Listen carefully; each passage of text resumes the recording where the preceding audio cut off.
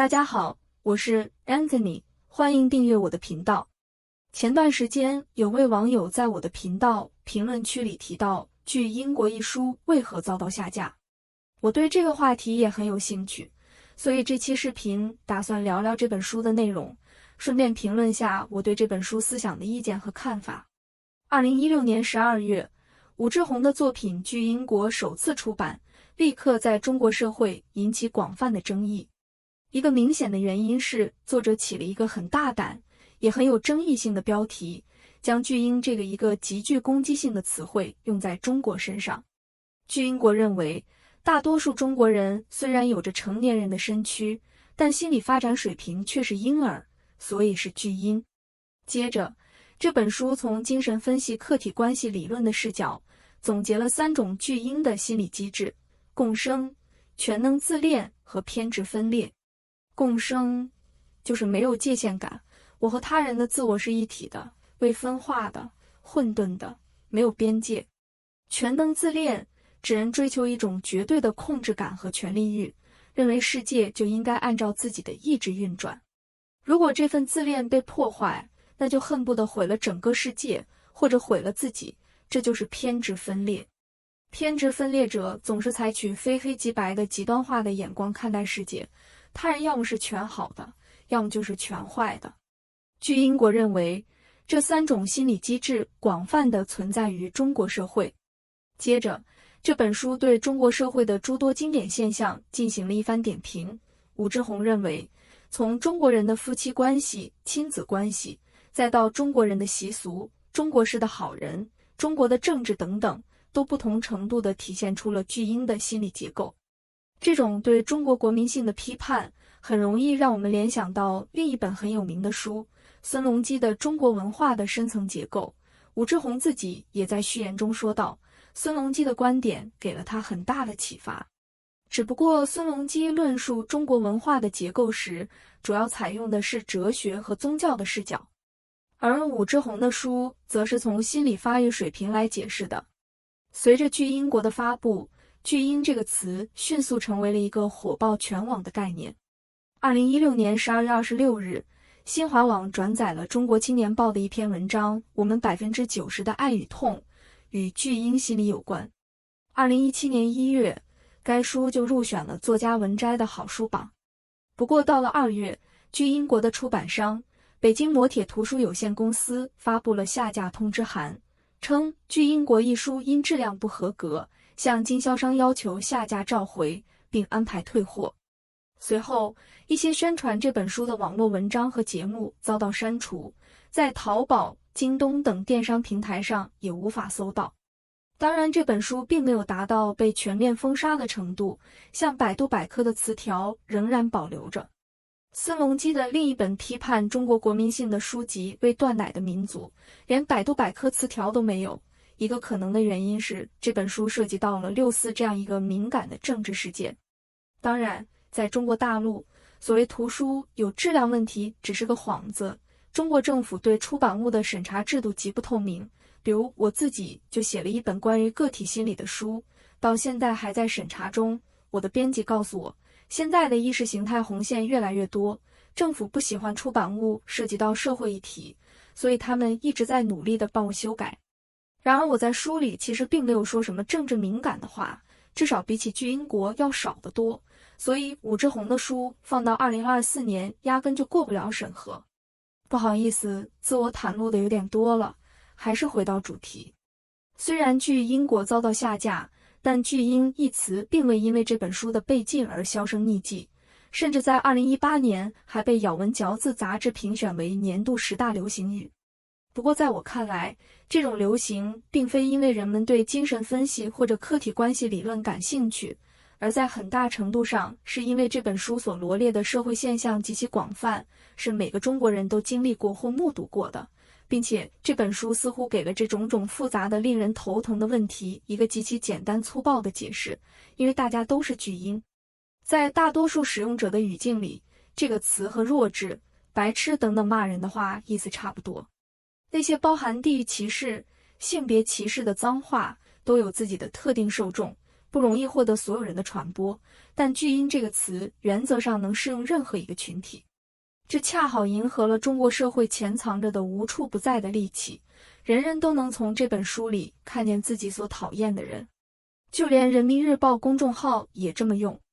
2020年5月15日，该报公众号发布了一篇文章《巨婴遇上了英雄》，小伙在天台跳楼2小时，讲了一个即将跳楼自杀的年轻人被警察救下的故事。这当然也引来很多网民的批评，他们厌恶官媒以居高临下的口气贬低弱势者。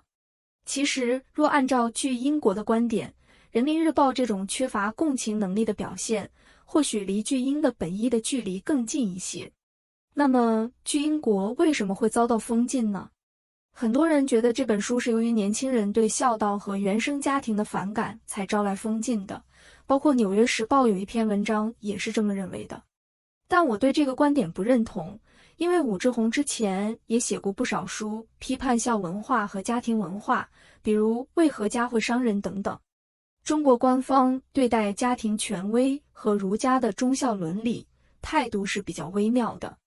在中国历史上，每当一个组织靠暴力夺取天下后，往往都会从输出仇恨转向强调社会和谐。所谓马上得天下，却不能马上治天下。得天下后，总还是需要把法家的那些做法稍微收敛一些，搬出儒家的仁义忠孝来巩固统治。不过1949年中华人民共和国建立政权后，毛泽东等人却采取的是马上治天下的思路，也就是继续鼓吹战争逻辑、革命逻辑。这是因为时代不同了，当今的世界已经不再是传统中国的天下了，在世界上还有许多和中国意识形态不同的国家，因此在毛泽东看来，整个中国仍然需要保持战争年代的战斗精神，因为革命尚未成功。于是，在毛泽东时代，政府将儒家伦理赖以生存的组织结构，也就是宗族给连根拔起，宗祠被拆掉，族谱被烧毁，祭祖等仪式也被禁止，取而代之的是对毛泽东本人和共产主义意识形态的崇拜。共产党将家庭视为国家权力扩张的障碍，于是红色伦理取代了家族伦理，红色集体主义取代了儒家的集体主义。改革开放后，党放松了对意识形态的控制，儒家伦理有了重新抬头的趋势，但市场化和法治的改革使得宗族文化再也难以重新复苏，曾经被打倒的族权族规也难以恢复起来。国家主义而非家族主义才是当今中国的主流思潮。因此，如果仅仅在心理学领域批判父母的权威，反思原生家庭的问题，其实是不容易引起当局关注的。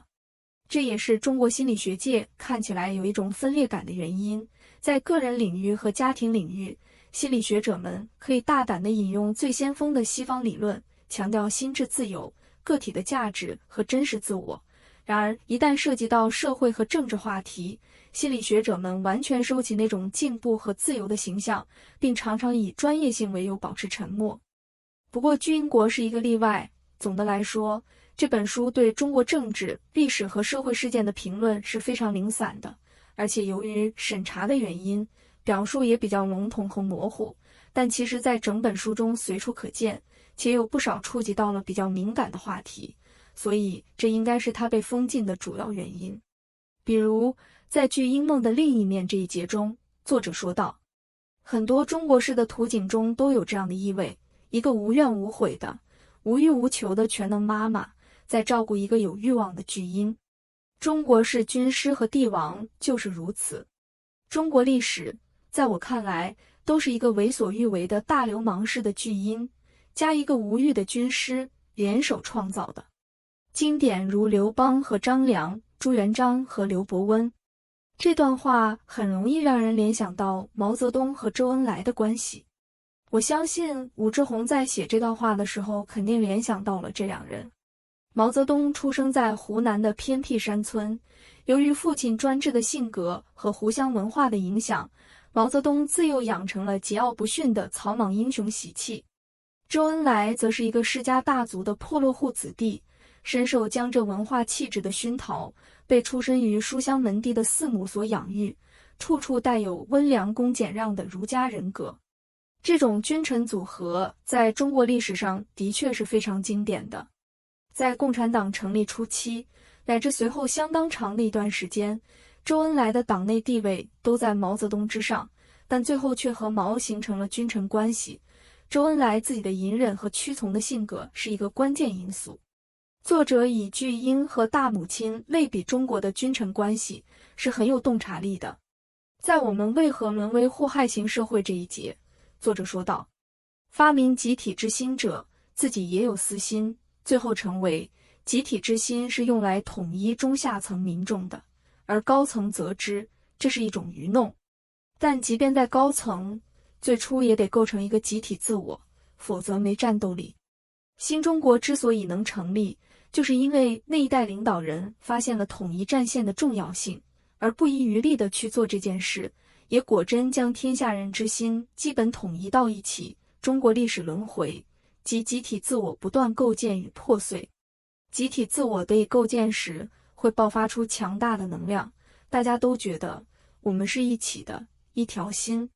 集体自我彻底破碎时，如魔鬼一般的个体自我就会呈现，祸害程度会达到顶峰。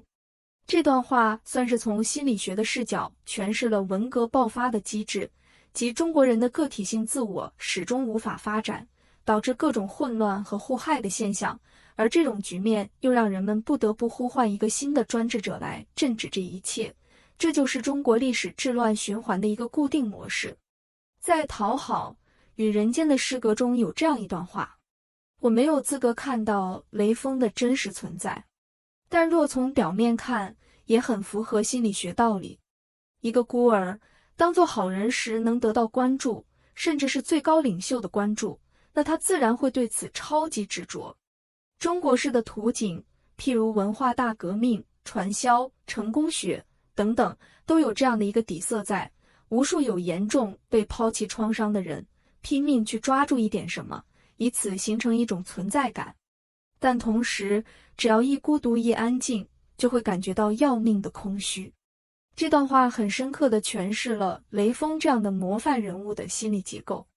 中国官方树立的英雄人物，尤其是毛泽东时代的英雄人物，许多都有着严重的被抛弃的创伤，所以一旦被官方作为样板宣传，即使那完全不符合自己真实的样子，也会感到巨大的荣耀，心甘情愿地扮演那个僵化的符号。其他这样的评论还有许多。